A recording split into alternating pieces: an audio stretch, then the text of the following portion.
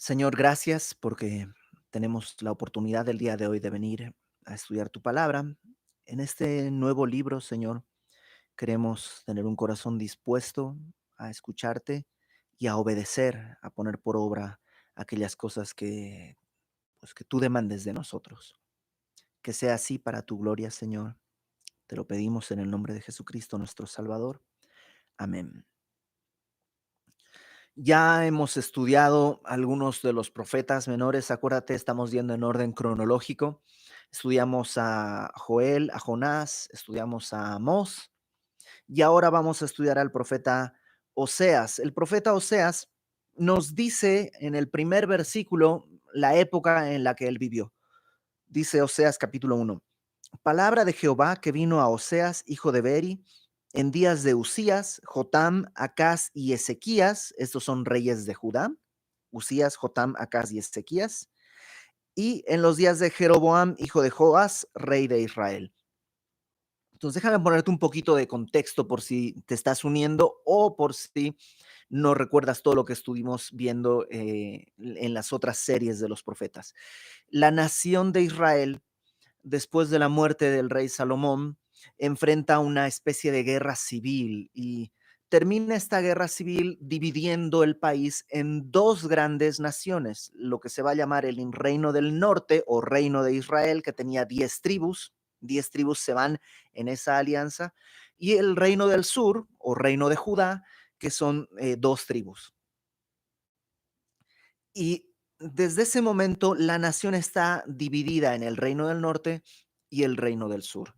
En el reino del norte tienen un problema, y el problema es que Jerusalén, que es el centro de comunión religiosa, el templo está en Jerusalén, pues queda en el reino del sur. Entonces en el reino del norte, por temor a que la gente diga, pues tengo que llevar mis ofrendas a Jerusalén y extrañe la comunión con Jerusalén y se quede o abandone el reino del norte, lo que hace el rey Jeroboam primero es inventarse una religión. Y lo que hace es poner dos becerros, uno en la parte sur del reino del norte, otro en la parte norte del reino del norte, y le dice al pueblo, pues ahora aquí será tu altar, donde están estos becerros, no tienes que ir a Jerusalén. Se fabrica un poco esta religión con sacerdotes que él, pues, se le ocurre y pone, y a partir de ahí, todo el tiempo el reino del norte está entregado a la idolatría. Todos los reyes del reino del norte son malos. Bueno, no todos, algunos no son malos, algunos son peores. Y eh, pues poco a poco la depravación se va haciendo cada vez más clara en esa nación. Lo que no necesariamente va acompañado de una escasez económica. Si tú recuerdas el profeta Amós que vimos hace algunos meses, el problema del profeta Amós era un problema moral, pero en una gran abundancia económica. Había mucho dinero, el país estaba en muy buenas circunstancias, los créditos estaban accesibles, la gente tenía dinero, comía mucho y comía bien.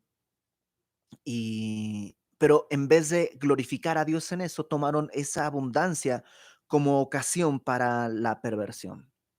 Eso es el reino del norte. Y lo que llama la atención en este pasaje que vemos acá es que ubica a Oseas, dice hijo de Beri, en días de Usías, Jotam, Acaz y Ezequías, reyes de Judá. Menciona varios reyes de Judá, que son precisamente Usías, Jotam, Acaz y Ezequías. Pero del reino del norte solo menciona a Jeroboam. Este Jeroboam es otro Jeroboam de aquel que inició la religión. Este se llama Jeroboam segundo. Y este Jeroboam segundo es el que está gobernando cuando Amós está profetizando. Entonces, Oseas viene un poquitito después de Amós. Probablemente son contemporáneos, pero la profecía la inicia cuando Amós ya está terminando, Oseas va entrando. Oseas tiene un periodo de profecía muy largo, de alrededor de 40 años, lo cual nos muestra que probablemente Oseas comenzó su ministerio bastante joven, como pues algunos lo plantean 18, 19 años en esa edad más o menos. Después de este Jeroboam, vinieron otros reyes, pero estos otros reyes son muy breves, son reinados muy breves. Entonces, por eso probablemente el escritor solo dice, bueno, comenzó con Jeroboam y pues los que siguieron no importa, porque algunos duraron un mes. Acuérdate que en el Reino del Norte había mucha convulsión y en esta época estamos ya muy cerca del colapso final. El Reino del Norte está a punto de desaparecer. Va a ser conquistado por Asiria y estamos ya en el final. No sé si tú recuerdas en Amós, el profeta les decía una y otra vez que esto está llegando a un punto en que vamos a tener que ser juzgados. Bueno, ya estamos ahora sí en los tiempos extra. Estamos a muy poquitito de que venga el juicio y el reino del norte termine siendo conquistado. Un último detalle, Oseas quiere decir salvación. Es la misma raíz de Yeshua, que quiere decir Dios salva, ¿no? Es la misma raíz de Josué, que es igual lo mismo. Oseas quiere decir salvación. Entonces ya tenemos el contexto. Él va a predicar en el reino del norte, igual que Amós, está predicándole a una nación que está a punto de ser conquistada. Versículo 2. El principio de la palabra de Jehová por medio de Oseas. O sea, esto es lo que Dios le habló a Oseas en principio. No sé, todos queremos ser usados por Dios. Todos anhelamos ser usados por Dios, pero creo que nadie querría escuchar el llamado que Dios le está haciendo a Oseas. El libro de Oseas lo vamos a dividir en dos partes. La primera parte, capítulos 1, 2 y 3, que habla de la tragedia en la vida de Oseas. Capítulos 1, 2 y 3, la tragedia en la vida de Oseas. Capítulos 4 al 14, la tragedia en la tierra de Oseas. Y sí, en estos tres primeros capítulos vamos a conocer al profeta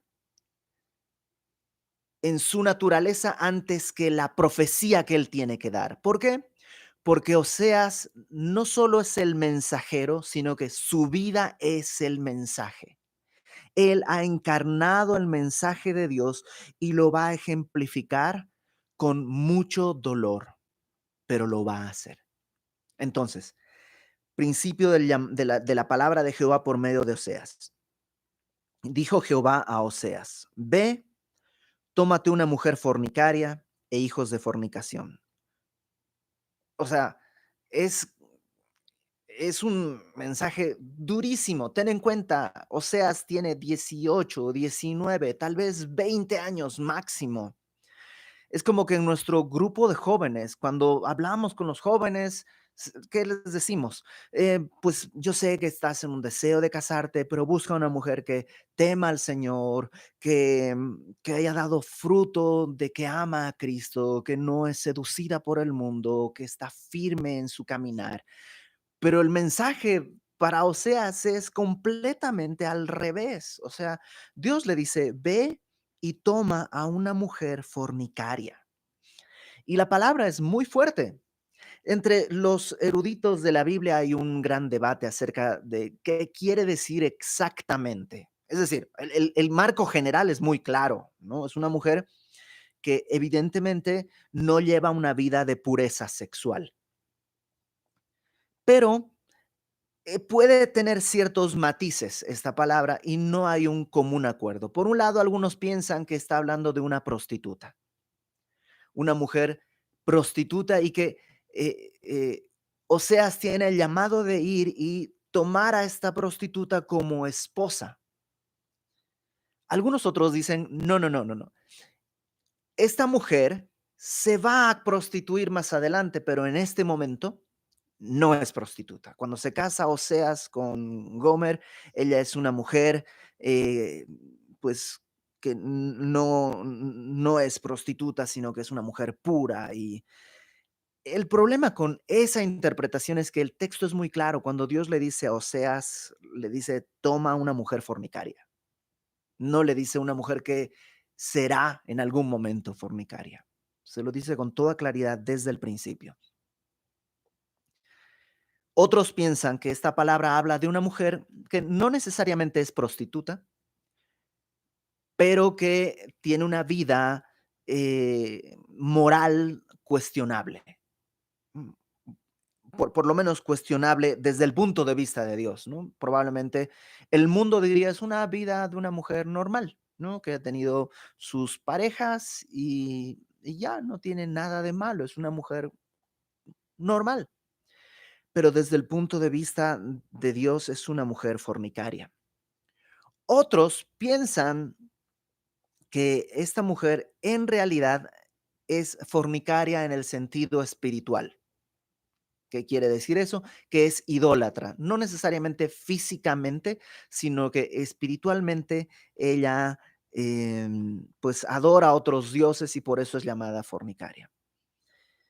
¿Y qué es lo que yo creo? Bueno, yo creo que eh, por mucho que querramos suavizar este contexto, la palabra es muy clara y es muy dura. Lo que le está diciendo Dios a Oseas es que tome a esta mujer que bajo el canon del deseo de Dios no era lo que hubiera querido para uno de sus hijos. Es una mujer entregada al pecado, ya sea por oficio como prostitución, ya sea como cultura, porque vive en una cultura en que la fornicación es normal, o ya sea que es eso y además idólatra. En todo caso, es alguien que podríamos decirlo, y quiero ser cuidadoso, pero desde el punto de vista estrictamente religioso, podríamos decir que es alguien que no es digna de ser amada por un profeta. O sea, me estoy poniendo en el traje este del rigor religioso. ¿Ok? Yo entiendo que nadie es digno de ser amado, todos somos pecadores y nuestro pecado puede que no sea la prostitución, pero el Señor Jesús fue muy claro, si tú ves a una mujer y la deseas en tu corazón, ya adulteraste y eres digno de juicio. Entonces, o sea, entiendo que todos estamos culpables de todo tipo de pecados y nadie podría condenar a otro, incluso una persona que está pura en su vida sexual no tendría argumentos para condenar a alguien que ha vivido mal moralmente. O sea, entiendo eso, pero desde el punto de vista religioso, lo que le está diciendo Dios a Oseas es toma a una mujer que no es digna de ser amada. Y yo sé lo que vas a, ya conoces el libro. No es que va a ser redimida y ya va a encontrar a su príncipe y va a abandonar su vida. No, esta mujer va a regresar y perseverar en esa vida. O sea, por donde quiera que veas, es una mujer que no es digna de ser amada. Pero el llamado es muy claro. Ve y toma a esta mujer, cásate con ella, eso quiere decir, y sus hijos de fornicación. ¿Por qué? Porque la tierra fornica apartándose de Jehová. Y yo cuando leía eso decía, pero o sea, si yo fuera Oseas, Dios me dice, Iber, y cásate con esta mujer, porque la tierra está, hablando en el sentido de todo el país, está fornicando, apartándose de Jehová. Y ahí sí habla de idolatría.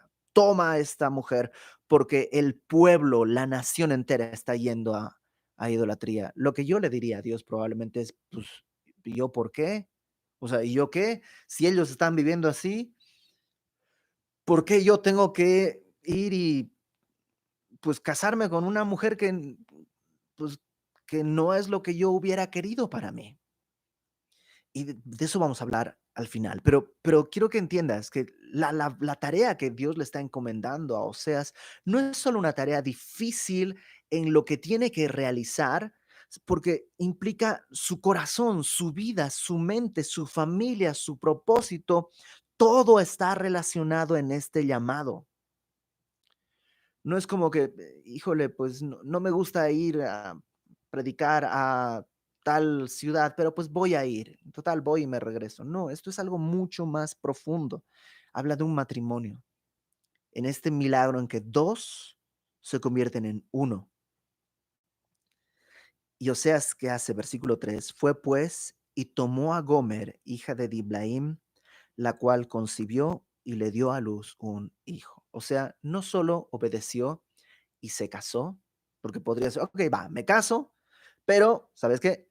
yo no voy a tener nada que ver con ella. Vamos a estar legalmente casados, le voy a ser fiel, pero ni pienses que yo me voy a unir a una mujer así. Pero Oseas no hace eso. La tomó como esposa y ella dice en el versículo 3, le dio a luz un hijo. Tuvo un hijo de Oseas, esta mujer. Nada más entre paréntesis, hay una corriente de interpretación que empiezan a ponerle, eh, o sea, Gomer quiere decir esto, hija de Diblaim, que quiere decir esto otro, y los significados los vas trenzando y te va dando un mensaje en esos significados. Y creo que los nombres a veces tienen que ver, pero cuando empiezas a construir sobre eso, lo que haces es demeritar la historia, porque pareciera que esta historia en realidad no aconteció, sino que simplemente es como una alegoría.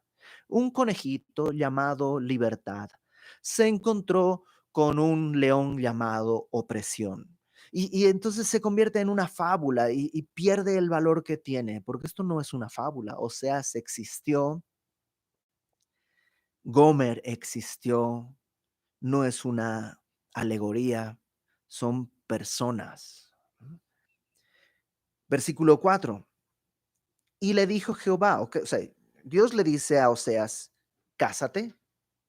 Y una vez que se casa y tiene hijos, ahora Dios le dice cómo tiene que ponerle nombre a su hijo. Entonces Oseas podría decir, Señor, pues dame una cosa que yo pueda decidir sobre mi vida. Pero, pero Oseas obedece, ponle por nombre Jezreel, porque de aquí a poco yo castigaré a la casa de Jehú por causa de la sangre de Jezreel y haré cesar el reino de la casa de Israel. Aquí sí es importante. Jezreel, el nombre que le pone a su hijo es importante entenderlo. ¿Por qué? Porque Jezreel es el nombre de un lugar donde años atrás Jehú, Dios había llamado a Jehú para que destruyera la casa de Acaz, un rey perverso. Llamó a Jehú, tú vas a ser el que va a destruir a Acaz y a toda su descendencia. Y Jehú obedece, pero obedece con una perversión tal, con un deseo de sangre y de muerte, o sea, no solo mata a la casa de Acaz, que era el rey de Israel, mata al rey de Judá, mata a, a unos parientes del rey, o sea, hay un deseo sanguinario, mata a Jezabel, pero bueno, no la mata a él, sino que pide que la arrojen de una ventana, Jezabel, una mujer perversa, pero él no solo pues pide que la arrojen de la ventana y cae y muere, sino que cae su cuerpo y en su carro, en su carroza, aplasta a Jezabel y luego se va a comer. Y está comiendo hasta que dice, bueno, ¿saben qué? Que alguien vaya y entierre a esa mujer perversa. Y cuando van a buscarla, pues ya no había el cuerpo, unos perros se habían comido casi todo. O sea, era alguien verdaderamente sanguinario, ¿no? Duro de corazón. E incluso, esto puedes leerlo, todo esto puedes leerlo en Segundo de Reyes, capítulo 9 y 10. Y incluso en el capítulo 10 dice que Jehú mismo no se apartó de la idolatría. Entonces Dios le dice a Jehú, voy a juzgarte también. Y viene el juicio sobre la casa de Jehú y, y es lo que está diciendo, voy a juzgar, el último rey que va a haber de la descendencia de Jehú va a ser juzgado. Entonces, cuando le pone de nombre Jezreel, está nombrando al lugar donde Jehú había hecho una matanza. No conozco en México en la historia muy bien, pero en Bolivia sería como, hay una, la historia de las minas en Bolivia es una historia trágica de matanzas una tras otra. Había una mina que se llama Siglo XX y es como que tú le pusieras a tu hijo Siglo XX, todos en Bolivia, de mi generación para atrás. Si alguien te dice siglo XX, te dirías, wow, o sea, es el lugar de una matanza. No sé si aquí podría ser el nombre, eh, que se va a llamar Tlatelolco, ¿no? O que se llame Plaza de las Culturas, ¿no? Donde hubo esta matanza en el 68. Es una cosa así, es algo que llama la atención. Ahora, Jezreel también quiere decir esparcir o dispersar, también quiere decir sembrar, ¿no? En el sentido de que cuando siembras, pues estás aventando la semilla. Y lo que este hijo representa, porque Dios le dice, ponle Jezreel, porque yo voy a castigar a Jehú por lo que sucedió en Jezreel, donde él hizo una matanza, pero también ponle Jezreel porque voy a hacer cesar el reino de la casa de Israel. No solo tiene que ver con Jehú, sino con el reino norte, yo lo voy a dispersar, va a terminar. En aquel día quebraré yo el arco de Israel en el valle de Jezreel. Voy a hacer que, o sea, un soldado con el arco quebrado es un soldado que no puede pelear. Y lo que está diciendo es, voy a hacer que Israel caiga derrotado. Sabemos que delante de los asirios fue derrotado y sean conquistados. Y ese fue el primer hijo. Verso 6. Concibió ella otra vez y dio a luz una hija. Ahora, hay un detallito ahí, pequeñito, pero algunos lo toman como muy importante. ¿Y cuál es este detallito? Que ella dice, concibió otra vez y dio a luz una hija. Aquí no dice, le dio a luz una hija. Por esto piensan algunos que esta hija no es hija de Oseas, que es una hija de alguna relación, ya sea ilegal que tuvo en fornicación o incluso en prostitución. Pero nace esta hija y le dijo Dios, a Oseas le vuelve a hablar y le dice, ponle por nombre Lo Ruhama. Lo Ruhama quiere decir no compadecida. Lo es no en hebreo. Lo Ruhama es no compadecida. Es como, algunas Biblias traducen incluso como no amada por su padre.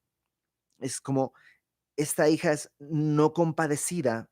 Aunque Oseas probablemente sí la amó, la recibió como hija, lo que está representando es que no me compadeceré más de la casa de Israel, sino que los quitaré del todo. Israel ha llegado a un punto tal en desobediencia, en idolatría, que Dios dice, no tendré más misericordia de esta nación.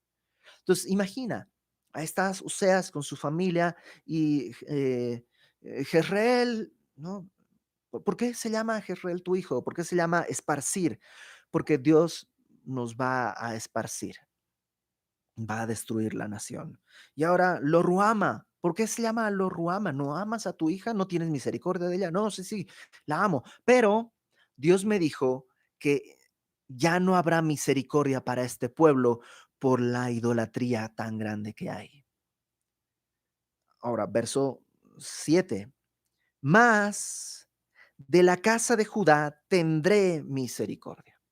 ¿Te acuerdas que te dije que se había dividido el reino? La nación se había dividido en el reino norte y en el reino sur. El reino norte es el reino de Israel, el reino sur es el reino de Judá. Dios dice, de Israel ya no tendré misericordia, pero de Judá tendré misericordia y los salvaré. Ahora, y esto no te sientas culpable, a todos nos pasa, pero todos creo tenemos en este corazón esta idea de qué injusto. ¿Por qué?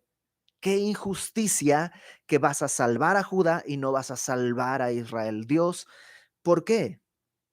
Y a lo mejor tú dices, no, yo nunca diría eso. ¿Cómo desconfiar de Dios? No, Dios es soberano.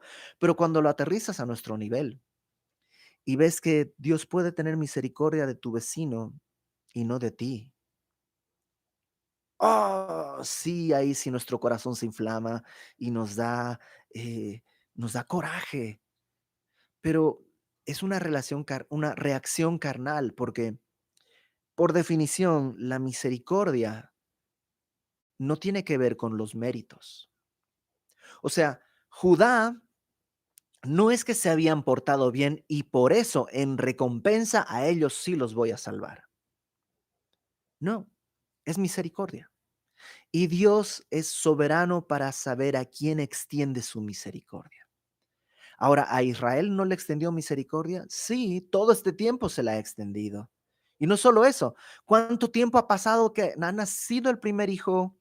Luego ha nacido su segunda hija. ¿Cuánto tiempo ha transcurrido? Y el pueblo no entiende.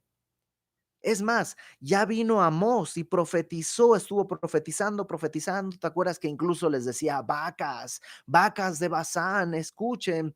Y el pueblo no escucha y desgasta y desusa y desprecia la misericordia de Dios. Y ahora Dios dice, no más, pero de Judá sí tendré misericordia y lo salvaré. Pero, ¿por qué? Por Jehová su Dios. Y no los salvaré con arco, ni con espada, ni con batalla, ni con caballos, ni con jinetes. Los voy a salvar, no por ellos, sino por mí, por Jehová su Dios. Y dice, no los voy a salvar con arco, ni espada, ni batalla, ni caballos, ni jinetes. Mismo contexto, seguimos en el mismo contexto. Va a venir a Siria, en el valle de Jezreel, los va a conquistar, pero cuando vayan contra Judá, yo los voy a salvar, pero no con un ejército. Y esto se cumple en Segundo de Reyes capítulo 19, léelo en tu casa, bueno, estás en tu casa, léelo terminando la transmisión, Segundo de Reyes 19, llega el ejército asirio a Jerusalén, sitia Jerusalén y empiezan a decir y a amenazar al rey Ezequías, eh, eh, Israel, el reino norte ya cayó y eran más que ustedes. ¿Qué les hace pensar que ustedes van a sobrevivir? ¿Ustedes creen que yo, no, que yo he conquistado todas las naciones así porque sí? No, no, no. Dios es el que me está trayendo a conquistarles. Así que entréguense, no hagan caso a Ezequías y escriben una carta y se la mandan al rey amenazándolo. Y Ezequías lo único que hace es tomar las cartas, las lleva al templo y dice, aquí está Dios. Esto dicen de ti, dicen que tú no eres un Dios distinto a los dioses de las otras naciones, dicen que tú no nos puedes cuidar. Y lo que hace Ezequías es, dice, extendió las cartas delante de Jehová y le dijo, Señor, esto dicen de ti. Y entonces Isaías va, el profeta Isaías va con Ezequías y le dice, esto va a suceder y Dios los va a rescatar y los va a cuidar. Y en una noche, un ángel aniquiló a todo el ejército asirio. Imagínate, tú estás en Jerusalén, están sitiados, un ejército multitudinario enorme a las puertas y a la mañana siguiente despiertas, te asomas por el muro y están todos muertos. En una noche Dios aniquiló al ejército asirio y no entró. Isaías le había dicho al rey, ni siquiera van a disparar una flecha. Y así fue. Los pocos sobrevivientes que hubo tuvieron que regresar y tuvieron que irse derrotados. Dios cumplió y los rescató sin arco, sin espada, sin batalla, sin caballos y sin jinetes. Versículo 8. Después de haber destetado a Lo Ruama, más o menos en aquella cultura se destetaba a los 3 años, más o menos. Entonces, sigue pasando tiempo. Dios sigue extendiendo misericordia sobre el pueblo. Ya han pasado desde que nació el primer hijo, nació la segunda hija, y ahora cuando esta segunda hija es destetada, dice, concibió y dio a luz un hijo. Una vez más, no dice le dio a luz un hijo, sino solamente dio a luz un hijo. Y dijo Dios, ponle por nombre Lo Ami. Lo Ami quiere decir no pueblo mío, no pueblo mío. O sea, Dios está diciendo, no son mi pueblo. Versículo 8, porque vosotros no sois mi pueblo, ni yo seré vuestro Dios. No es que Dios está despreciándolos, Dios está simplemente reconociendo, ustedes no son mi pueblo y yo no soy su Dios. Algunas traducciones, obedeciendo un poquito al juego de palabras que hay en el texto, ponen, eh, ponle por nombre Lo Ami, porque ustedes no son mi pueblo y yo no soy suyo soy. O sea, lo que está diciendo, yo no soy yo soy. Dios está diciendo, quise ser su Dios, pero ustedes no me reciben, no me aceptan. Les escuecen los pies por irse con sus dioses ajenos. Y hasta aquí parece la profecía pues muy triste y dolorosa. Ya viene el tiempo en que la nación va a desaparecer. Pero hay un comentarista que dice, cuando la profecía viene siempre dura, busca donde está la promesa a la que puedes aferrarte. Versículo 10. Con todo, es decir, a pesar de esto, será el número de los hijos de Israel como la arena del mar. O sea, a pesar de esto, no van a ser aniquilados. Sí, van a ser esparcidos. ¿Te acuerdas? Jezreel, esparcir. Van a ser esparcidos, pero no van a ser aniquilados. Van a ser como la arena del mar, que no se puede medir ni contar. Y en el lugar donde les fue dicho, vosotros no sois pueblo mío, les será dicho, sois hijos del Dios viviente. Y ahí está la promesa. En el lugar donde fue dicho, no son mi pueblo, ahora se les dirá, son hijos del Dios viviente. Hay una promesa que Dios le hace a Israel y es, van a ser dispersados, pero ahí mismo donde son dispersados, un día no van a ser solamente pueblo, sino van a ser ahora hijos del Dios viviente. Y se congregarán los hijos de Judá y de Israel. ¿Te acuerdas que eran dos naciones? Se habían separado en dos naciones que incluso mucho tiempo tuvieron conflicto entre ellas. Dice, ahora se congregarán los hijos de Judá y de Israel y nombrarán un solo jefe y subirán de la tierra porque el día de Jezreel será grande.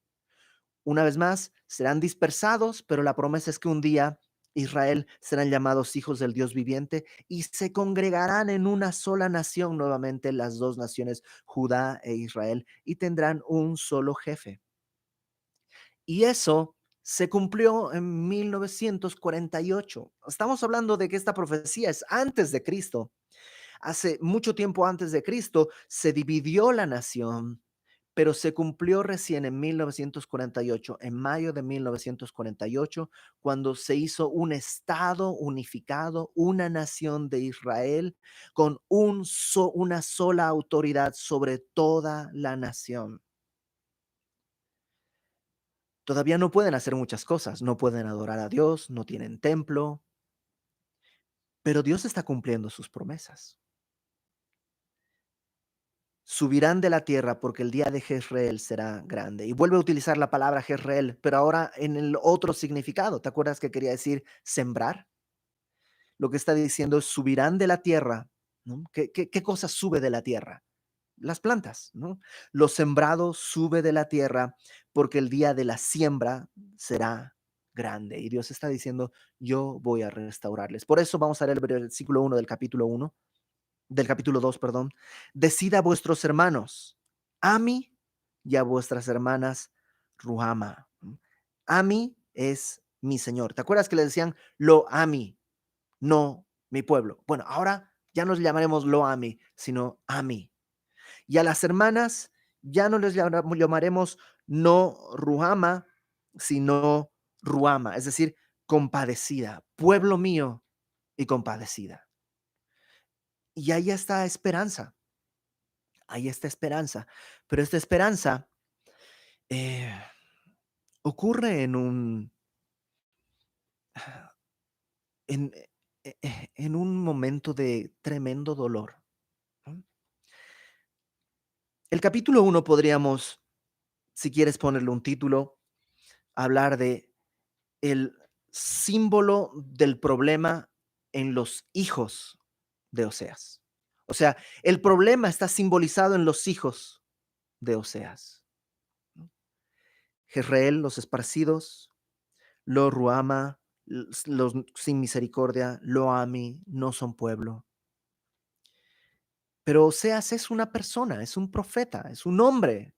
¿Cuánto dolor habrá vivido esto? ¿Por qué? ¿Por qué Dios le pide esto a Oseas? Yo creo que hay muchas razones, pero enumeré dos que creo que son suficientes para el día de hoy. La primera es que Dios busca que comprendamos su amor. Ok, nadie, ninguna persona puede reflejar el amor de Dios tal como Él lo siente,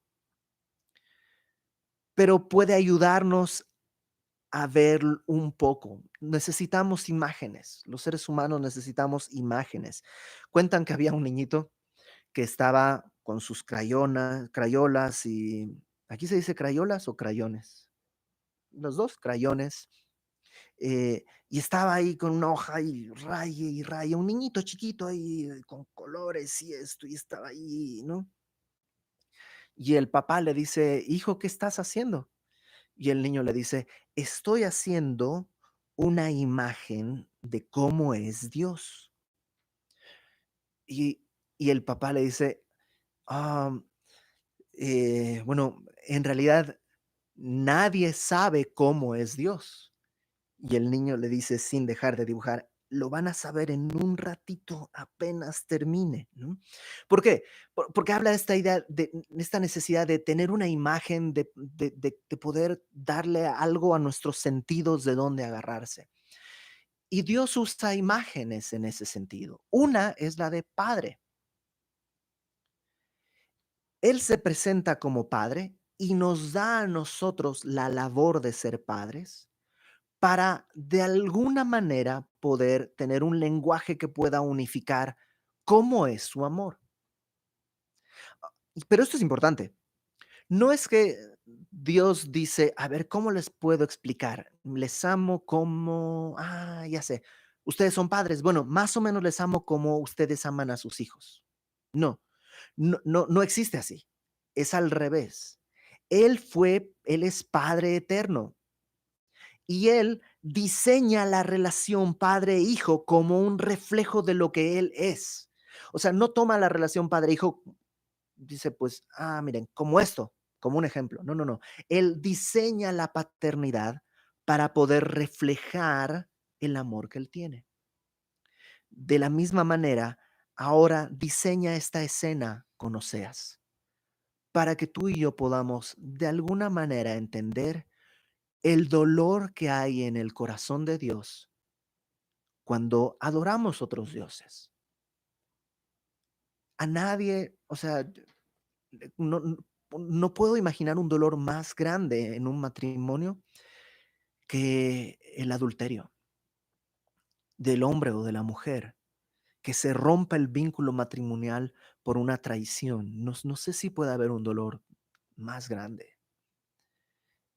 Y, y cuando ese adulterio persiste e insistentemente se persevera en él, creo que destroza el corazón. Y lo que Dios está diciendo es, eso es lo que hacemos cuando vamos con otros ídolos, cuando adoro otras cosas, cuando adoro mi propia imagen, cuando adoro mis proyectos, mi vida, el éxito, el dinero, el placer, cualquier otro ídolo. Estoy eh, traicionando el amor de Dios. Y pone este ejemplo para que veas, así como se sintió Oseas, eso es un reflejo del dolor de Dios ante la idolatría del pueblo. Pero hay otra razón más que creo que tiene que ver con lo que dice Filipenses capítulo 3, versículo 10. Pablo está diciendo que él ha considerado como pérdida todo con tal de conocer a Cristo. Versículo 10 dice, Filipenses 3:10, a fin de conocerle, ¿no? A Dios, a Cristo, y el poder de su resurrección y la participación de sus padecimientos, llegando a ser semejante a él en su muerte. Pablo dice que dentro de las cosas valiosas que podemos tener como creyentes, el participar de sus sufrimientos es algo importante. Lo vemos en la historia cuando los apóstoles son llevados del concilio y son azotados y dice que salieron gozosos de ser tenidos por dignos de padecer afrenta por causa del nombre, por causa de Cristo. Hay algo que tiene que ver con el compartir el padecimiento de Dios. Y Oseas tiene el privilegio de compartir el padecimiento de Dios. ¿Por qué creo que es importante? Porque la misericordia obra cuando hay dolor. Ah, Cuando no nos duele la vida ajena, estamos alejados del dolor de Dios, porque a Dios le duele la vida de los otros. Y Dios quiere y a veces diseña cosas para que podamos sentir el dolor que otros sienten. Cuando yo era soltero, ya había empezado a enseñar un poco la Biblia y todo. Tenía respuestas para todo. No, bueno, no era pastor, me decía, oye, fíjate que tengo un problema con mi esposa y no sé qué hacer y esto. La Biblia dice así, chun, chun, chun, chun, chun, chun, chun, chun, chun, listo. Mira, mi hijo está con este problema. ¿Sabes qué? Córrelo de la casa. Sácalo fuera. No, la Biblia dice que esto, entonces sácalo de la casa. Entonces tenía todas mis respuestas bien armadas, bien escritas, pero cuando me caso y cuando tengo hijos y empiezo a darme cuenta del dolor que produce el pecado propio y el pecado de otros, el pecado de mis hijos y mi pecado cuando lastima sus vidas, y puedo entender, puedo compartir lo que el pecado produce. El pecado produce dolor. Y entonces cuando viene alguien y me dice, tengo un problema en mi matrimonio, ya no tengo una respuesta de cajón artificial. Mira esto, paso uno, paso dos, paso tres, paso cuatro. Ya no. Ahora puedo compadecerme porque entiendo lo que el pecado está produciendo en este matrimonio y el dolor que está produciéndose en cada una de estas personas. Y el entender eso solo viene cuando has padecido. Y yo creo que por eso Dios le da a Oseas esta tarea. Número uno, para reflejar hacia los demás el amor de Dios. Y número dos, para que Oseas pueda también sentir el dolor que tiene Dios y así poder compadecerse de la gente tanto como Dios se compadece de su pueblo. Ok, capítulo 2 la próxima semana va a hablar de, del pecado en reflejado. En el capítulo uno vimos reflejado en los hijos. Ahora, en capítulo 2 lo veremos reflejado en la esposa. ¿Qué te parece si oramos? Oramos porque creo que necesitamos, en este tiempo difícil que estamos viviendo, necesitamos entender que hay dolor en otros. Y Dios quiere que nos compadezcamos de, porque Él se compadece de otros. Y si te está tocando pasar un tiempo difícil, Dios no está lejano. Está dándote el privilegio de participar también de su dolor y está dándote el privilegio de poder mostrar a otros cómo en medio de esa circunstancia el Señor sigue siendo fiel.